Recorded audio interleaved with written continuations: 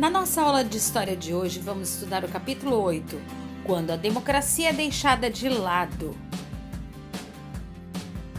Vamos começar relembrando o que é democracia. Governo em que o poder é exercido pelo povo, sistema governamental e político em que os dirigentes são escolhidos através de eleições populares. O Brasil é uma democracia.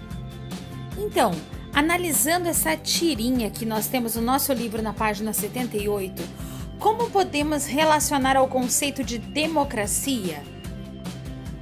Como um governo antidemocrático costuma se reagir? Nós vamos estudar nessa unidade alguns regimes autoritários que ocorreram na Alemanha, na Itália e até aqui no Brasil. Tudo começou em novembro de 1918, 2 dias antes do país se retirar da Primeira Guerra Mundial. Os alemães assistiram à queda do rei Guilherme II, episódio que marcou o fim da monarquia alemã e iniciou um processo que consolidaria os republicanos social-democratas no poder. O Partido Social-Democrata Alemão, que comandava o governo, começou a enfrentar muita oposição. Os conservadores de direita defendiam a reorganização da monarquia e os mais radicais propunham até uma ditadura. Já os grupos de esquerda criticavam as reformas republicanas como insuficientes e alguns chegavam a propor a instauração de um regime comunista. Por causa dessa polarização ideológica, surgiram diversos tipos de discursos políticos. O problema é que alguns eram extremamente perigosos para a frágil democracia germânica. Haviam mais de 70 grupos que possuíam um discurso nacionalista e positivista que culpava os democratas, os judeus, os liberais e os movimentos de esquerda pela derrota na Primeira Guerra Mundial e pelo Tratado de Versalhes. A Revolução Bolchevique de 1917 deixou muita gente com medo. E dentro desses grupos teve um que acabou se destacando muito.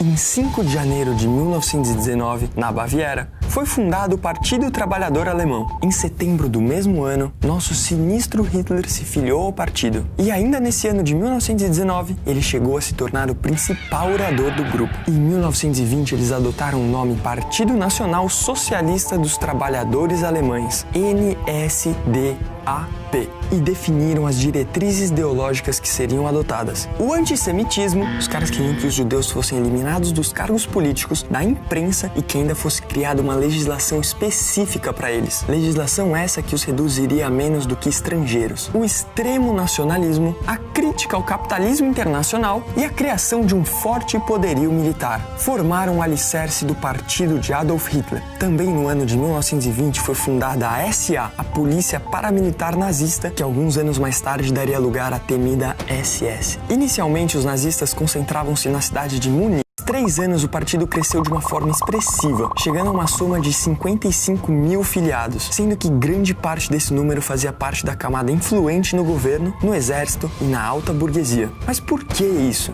Poderíamos dizer que foi o discurso radical contra os judeus, que foi a capacidade retórica de Hitler, ou até mesmo a incorporação de grupos paramilitares por conta de relações privilegiadas com o exército. Só que a real é essa. Assim como na Itália de Mussolini, os ideais do Partido Nacional Socialista dos Trabalhadores Alemães preencheram um vácuo político. Hitler soube explorar os medos perante o capitalismo numa era de depressão pós-guerra, o crescimento de uma esquerda mais militante e um sentimento de humilhação nacional resultante do final da Primeira Guerra Mundial. O nazismo surgiu como uma terceira opção, para muitos, a última opção para evitar o colapso do frágil liberalismo alemão e a revolução do proletariado. Enfim, voltando ao Partido Nacional Socialista dos Trabalhadores Alemães, ou simplesmente Partido Nazista. A crise política e econômica transformou a Alemanha em um barril de pólvora prestes a explodir. O estouro, porém, veio de dentro de uma cervejaria. Em novembro de 1923, inspirados no movimento fascista de Mussolini, Hitler e alguns seus companheiros de partido iniciaram uma rebelião em uma cervejaria de Munique. Usando a crise como pano de fundo, os nazistas iniciaram um golpe para tomar as rédeas da Alemanha. Como podemos ver, o líder do governo era alguém carismático, que cativava a população com sua simpatia e com discursos que apelavam fortemente para as emoções. Nisso, era reforçada a ideia de que ele era o único capaz de resolver os problemas da nação e guiar o povo rumo a uma vida melhor.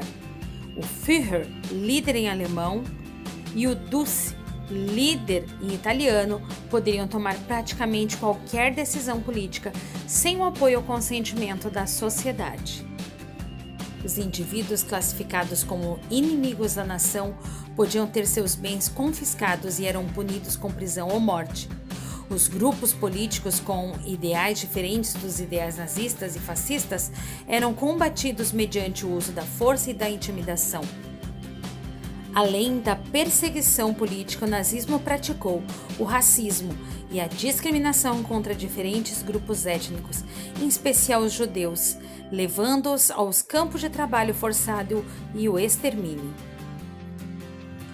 Muitos grupos ultranacionalistas em determinados países do mundo, tanto no passado como no presente, eles praticam a xenofobia. Xenofobia é o receio, medo ou rejeição direcionado a algo ou alguém que não faz parte do local onde se vive ou habita.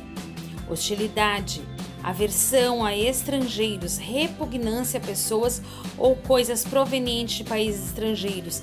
Refugiados sofriam xenofobia em alguns países.